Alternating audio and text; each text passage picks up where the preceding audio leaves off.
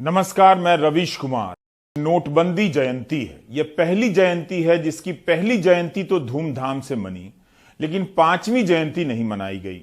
अखबारों में किसी तरह का विज्ञापन नहीं आया। इन 5 सालों में नोटबंदी की कोई मूर्ति भी नहीं बनी और ना ही नोटबंदी दिवस मनाने का ऐलान हुआ। नोटबंदी भारत की पहली सरकारी तालाबंदी थी। इसके पहले मजदूर हड़ताल के वक्त तालाबंदी करते थे, लेकिन 8 नवंबर 2016 को भारत ने पहली तालाबंदी का ऐलान किया, जिसका नाम नोटबंदी था।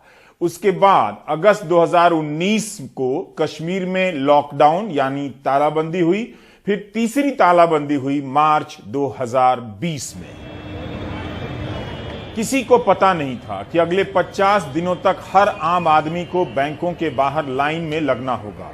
सभी का काम धंधा बंद हो गया। लोगों के हाथ में कैश नहीं था। कई दिनों तक लोग भूखे रहे और इलाज का खर्चा ना दे पाने के कारण कई लोग मर भी गए। पूरी अर्थव्यवस्था उन 50 दिनों के लिए ठप हो गई।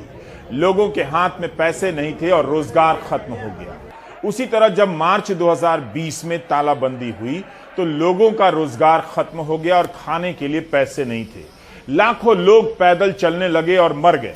किसी को पता नहीं था कि कोरोना के समय पहली तालाबंदी का फैसला किस बुनियाद पर लिया गया। विश्व स्वास्थ्य संगठन ने तालाबंदी का सुझाव तक नहीं दिया था। उस समय कोरोना का केस इतना फैला भी नहीं था, लेकिन देश को तालाबंदी में झोंक दिया गया और लाखों मजदूर जलती धूप में पैदल चलने के लिए मजबूर हुए। बहुत से दुर्घटनाओं में मारे भी गए।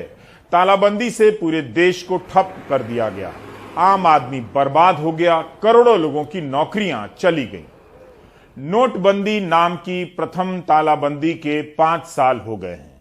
आखिर सरकार ने याद क्यों नहीं किया? क्या इसलिए कि इसके जितने भी उद्देश्य बताए गए, सरकार के ही आंकड़े उसके खिलाफ आने लगे हैं। जबकि नोटबंदी की पहली जयंती काला धन विरोधी दिवस के नाम से धूमधाम से मनाई गई। मोदी सरकार के मंत्रियों ने अलग अलग राज्यों में जाकर प्रेस कॉन्फ्रेंस की, हस्ताक्षर अभियान चलाए गए। प्रधानमंत्री ने पहली जयंती पर कई ट्वीट किए और कहा कि मैं भ्रष्टाचार और काले धन को मिटाने के लिए सरकार के प्रयासों का साथ देने के लिए भारत की जनता के सामने सर झुकाता हूं। एक दूसरे ट्वीट में प्रधानमंत्री ने आह्वान किया कि आप भ्रष्टाचार और काला धन समाप्त करने के प्रयासों को लेकर क्या सोचते हैं, इसका वीडियो बनाकर नमो ऐप पर अपलोड करें। उस साल अमित शाह का ट्वीट था, काला धन विरोधी दिवस। मोदी जी के साहसिक नेतृत्व और देश से काले धन और भ्रष्टाचार की समाप्ति के लिए ऐतिहासिक फैसले नोटबंदी को समर्पित है। अगर वो फैसला इतना ऐतिहासिक था, साहसिक नेतृत्व का था, तो फिर सरकार कैसे भूल गई?